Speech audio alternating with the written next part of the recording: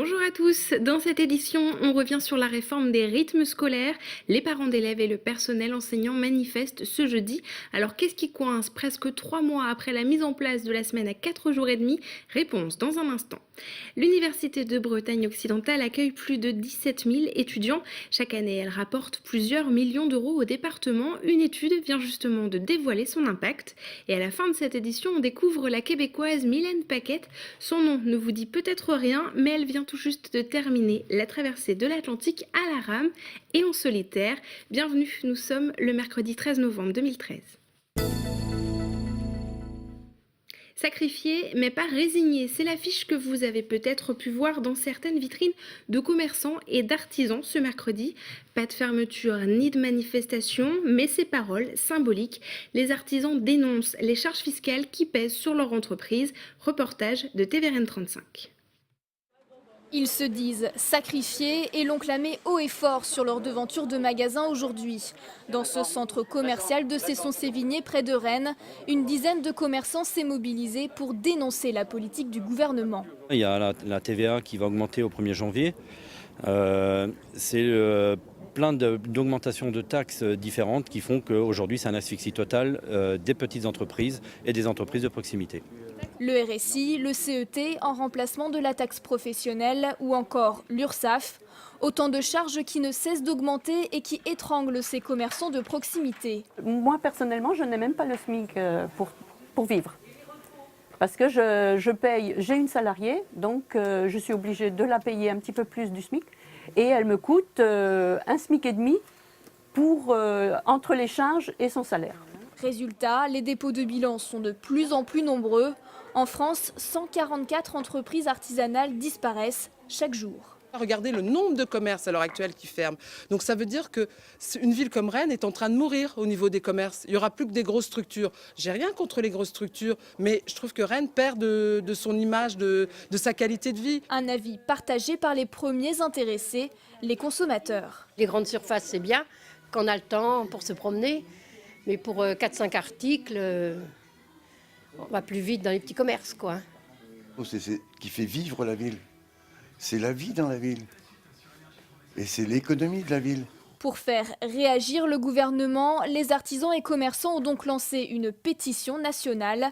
En Bretagne, l'artisanat est le premier employeur régional. Il représente un emploi sur 5. Le blocage à Marine-Harvest prend fin. Les salariés ont conclu un accord avec la direction. Après 9 jours de blocage, le personnel a obtenu les indemnités souhaitées.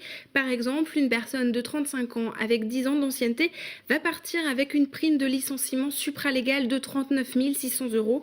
Pour rappel, l'entreprise de saumon fumé de Poulaouen doit fermer ses portes en mai 2014. Près de 178 postes vont être supprimés.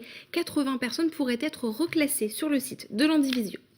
La réforme des rythmes scolaires continue de diviser parmi les parents d'élèves, les professeurs et les animateurs. Certains en appellent même au boycott et à la grève ce jeudi. Presque 3 mois après sa mise en place, des dysfonctionnements sont pointés du doigt. Reportage à Brest de Sophie Lecroisier. Des enfants qui sèchent les cours. À l'école de Quizac à Brest, la réforme des rythmes scolaires ne passe pas du tout. Alors une poignée de parents d'élèves a appelé au boycott ce mercredi. Je trouve que nos enfants sont encore plus fatigués que les années précédentes. On sent quand même une fatigue, surtout au niveau du mercredi. La réforme de rythme scolaire, ce n'est pas que le passage à 4 jours et demi. Depuis la rentrée de septembre, les temps d'activité périscolaire divisent toujours. On a beaucoup tâtonné, mais pour réussir à trouver un fonctionnement qui convient aux animateurs, aux enfants, aux enseignants aussi. Les grands font du théâtre, de l'informatique, mais par contre les petits ne font rien, quoi. Voilà, les Ils ne font rien du tout, ne font rien. Pour les temps d'activité périscolaire, la réforme prévoit un taux d'encadrement d'un adulte pour 18 enfants en primaire et de 1 pour 14 en maternelle. Ce sont des normes qu'on nous a imposées. On va peut-être aussi travailler aussi dans ce sens-là et améliorer donc l'encadrement dans l'avenir. Mais pour le moment, donc, les animateurs font un excellent travail au vu des normes et de ces taux d'encadrement. À Brest, des réunions sont prévues toute la semaine dans les écoles pour présenter les référents de chaque site. Une solution qui commence à porter ses fruits. Il y a des points qui ont été évoqués et une communication a été restaurée avec les encadrants du TAPS de la mairie. Un mouvement national de grève est lancé ce jeudi. Reste à savoir si en Finistère, il sera bien suivi. 141 millions d'euros, c'est notre chiffre du jour et c'est le montant des retombées économiques de l'Université de Bretagne occidentale dans le Finistère. Pour la première fois, une étude vient d'être réalisée pour mesurer l'impact de la faculté dans le département. Le détail avec Frédéric Lorenzo. Quel est l'impact de la présence étudiante dans le Finistère? Pour en savoir plus, l'UBO a commandé une étude, même basée sur des chiffres plutôt anciens. 2010, le résultat est flatteur. L'UBO génère 141 millions d'euros sur l'économie du Finistère. Les 17 000 étudiants sont les principaux contributeurs.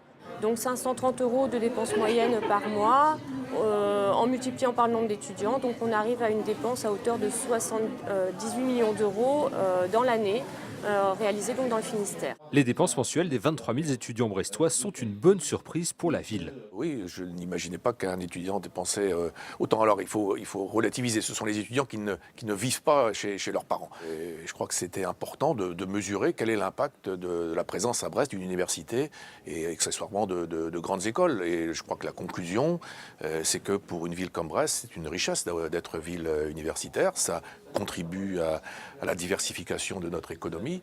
L'université ne s'en cache pas, si elle contribue à l'activité économique de la Pointe Finistère, elle attend aussi un soutien des collectivités. Nous naviguons dans des budgets annuels qui avoisinent les 170-180 millions. Nous faisons très attention à la dépense des deniers publics. Pour autant, c'est vrai qu'on a quelques inquiétudes pour l'avenir. C'est pourquoi il est extrêmement important que les collectivités territoriales continuent à nous soutenir. Et l'université crée un emploi lorsqu'elle accueille 4 étudiants, d'où l'importance de maintenir les effectifs constants à la Pointe-Bretagne. Dans le domaine de la santé, maintenant, 20 000 jeunes de moins de 20 ans en France en sont atteints et il suffit d'une simple piqûre pour détecter cette maladie, une petite piqûre au bout du doigt. Cette maladie, c'est le diabète. La journée nationale du diabète se déroule ce jeudi, mais toute la journée, à l'hôpital Morvan de Brest, le personnel soignant s'est mobilisé pour une grande journée de dépistage, un dépistage qui peut aussi se faire tous les jours en pharmacie. Jean-Pierre Jaouen, engagé dans la prévention de cette maladie, nous donne plus d'explications au micro de Pauline Ferco. On prélève une goutte de sang, puis on a des lecteurs de glycémie qui nous permettent d'analyser la quantité de glucose qu'il y a dans le sang. Il y a trop d'enfants qui arrivent tardivement à l'hôpital. Les familles, quand c'est pris à temps, le traitement se met en place plus rapidement. Que les signes révélateurs sont bien sûr une soif intense, on urine beaucoup, puis on maigrit et on est très fatigué. Donc le diabète arrive très rapidement, en l'espace de 15 jours, on peut perdre 5 kilos pour un enfant de 5-6 ans. Mylène Paquette vient d'obtenir son statut d'aventurière. Cette Québécoise a passé 128 jours en mer pour traverser l'Atlantique à la rame. Partie d'Halifax au Canada, elle est arrivée ce mercredi à la Cité de la Voile à Lorient. TB Sud était là. 130 jours qu'elle a quitté ses proches pour réussir ce qui semblait être impossible. Mylène Paquette, 35 ans, a traversé l'Atlantique à la rame alors qu'elle a peur de l'eau. Un défi qu'elle s'est lancé il y a 5 ans après avoir rencontré une jeune fille se battant contre la maladie. Le corps, il suit ce que le mental dit, fait que c'est vraiment le mental. Puis le mental, garder une bonne hygiène mentale, je l'ai dit souvent, c'est rire, parce que sans rire, je ne serais pas ici. Durant son périple, elle a surmonté une dizaine de chavirages, une intoxication au monoxyde de carbone, une dernière semaine très difficile pour la sportive au mental d'acier. Mais les plus beaux moments sont ses rencontres avec les mammifères marins et surtout avec le Queen Mary 2, alors qu'elle n'avait pas vu d'humain depuis 2 mois. Les gens sur le Queen Mary ont eu vraiment peur que, oh mon Dieu, toute seule maintenant, ça doit être difficile pour elle. Non, ça m'a vraiment donné un élan incroyable là, après avoir rencontré Queen Mary. Puis j'avais des ballots avec plein de surprises dedans. Fait que ça, c'était vraiment le fun. J'ai bu du vin, j'ai mangé des pommes, des pois. Ça, c'était cool. Ouais.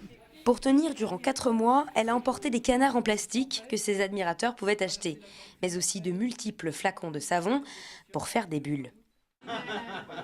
Voilà, alors on fait des bulles. Fait que des fois, dans une journée, imaginez-vous, ça va vraiment mal quand ça, c'est la plus belle chose de ta journée.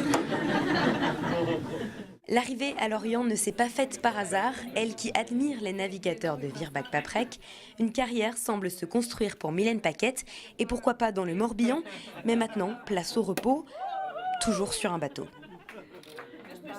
Et toujours côté mer, la Mini Transat a enfin pris le départ ce mercredi à 9h45 de Sada en Espagne, un mois jour pour jour après la date prévue. 74 concurrents se sont élancés pour la plus longue étape de l'histoire de cette course, 3700 milles. Les premiers concurrents devraient rejoindre Pointe-à-Pitre, port d'arrivée en Guadeloupe, dans une vingtaine de jours. Merci à tous d'avoir suivi cette édition. On se retrouve demain pour un nouveau point sur l'actualité locale et régionale. Vous pouvez bien sûr revoir cette émission sur notre site www.tbotv.fr. Bonne soirée sur TBO et à demain.